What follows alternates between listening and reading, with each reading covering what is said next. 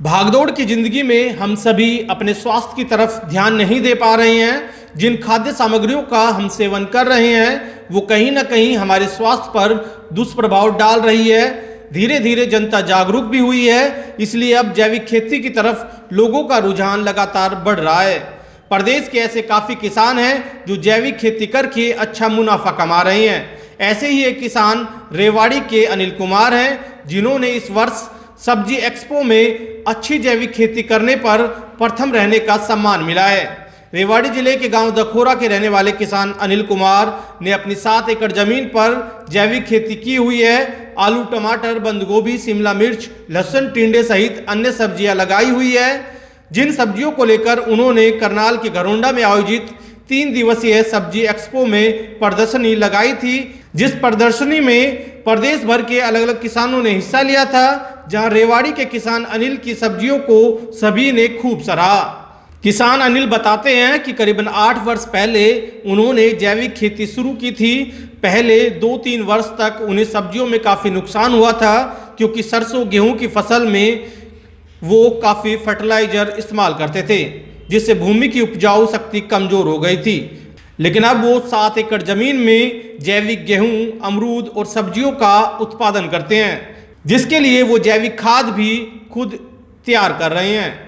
Sir हानि ऐसे हुआ है इन खेतों में। पहले सरसों, हमारे पूर्वज सरसों गेहूँ ये करते थे। मैंने सब्जी का स्टार्ट किया तो सब्जी में सर मैंने घिया और जो फूल की सब्जियां हैं वो लगाई, तो जो प्रोडक्शन जहाँ आना था 400 क्विंटल, 300 क्विंटल, 200 क्विंटल, वहाँ सर टोटल ही 7 क्विंटल के करीब आया।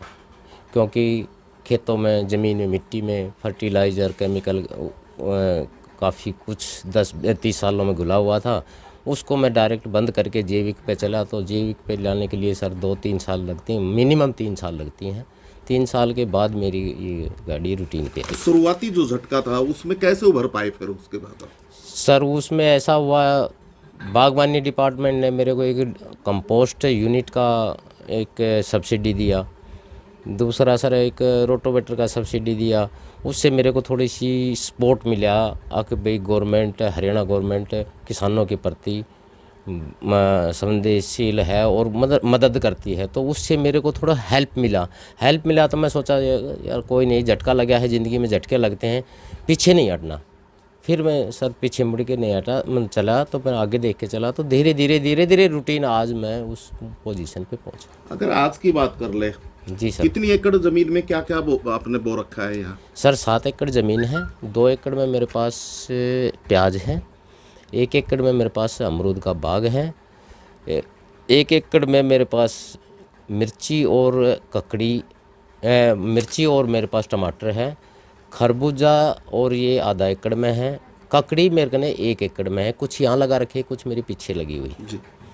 उसके बाद सर कुछ मैंने बीज तैयार, पालक धनिया का अपना बीज तैयार करता हूँ। कुछ भिंडी लगा रखी है, कुछ मैंने, एक निमोटोड बीमारी होती है उसके लिए तम्बाकू ड्रिपिंग सिस्टम पे तम्बाकू 2-2.5 एकड़ में लगा रखा है, जिससे निमोटोड की जो बीमारी है वो तम्बाकू से ख़त्म हो जाए। और 2 महीने की फसल है तो खाद भी उससे बन जाए, तो नो करके मैंने 7 एकड़ अंगेज की हुई है।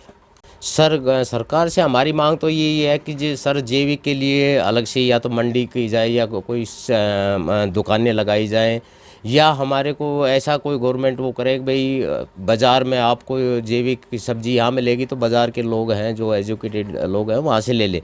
मंडी में फर्टिलाइज़र के रेट तो सर प्रोडक्शन उसमें ज़्यादा आ जाता है, जैविक में प्रोडक्शन कम आता है, तो उसमें जो एवरेज है हमारी वो नहीं आ पाती।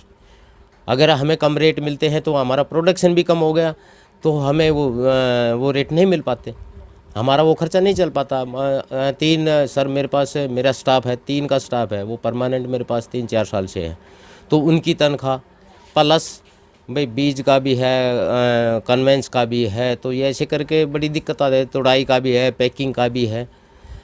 मंडी में सर फर्टिलाइज़र के रेट हैं, फर्टिलाइज़र में प्रोडक्शन ज़्यादा आता है तो लोग उस रेट से संतुष्ट हो जाते हैं। मेरा नाम समुद्रपाल है।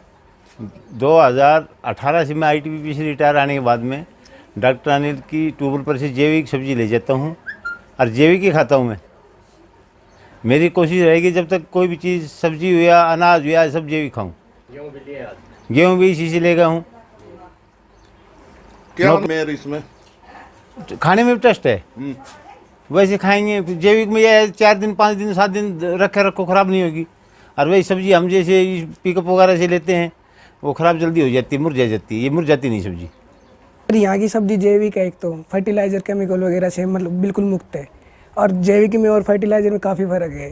फर्टिलाइज़र में क्या है कि बीमारियाँ काफ़ी होती है, जैसे कैंसर हुआ, हार्ट अटैक हुआ या और छोटी मोटी बीमारी बढ़ती रहती है शरीर में। और जैविक में प्योर शुद्धता है, मिट्टी की शुद्धता है एक तो, और एक गाय के गोबर की जो है और जो घर की लस्सी वगैरह है उसकी शुद्धता है। तो उसमें खाने में और फर्टिलाइज़र खाने में काफ़ी फ़र्क है। तो मेरा तो मानना यही है कि जैविक खाओ, और बाकी लोगों को से भी यही है कि जैविक खाएंगे तो अच्छे रहेंगे, स्वास्थ्य अच्छा रहेगा, तो आगे फ्यूचर के लिए देश के लिए भी काम होगा।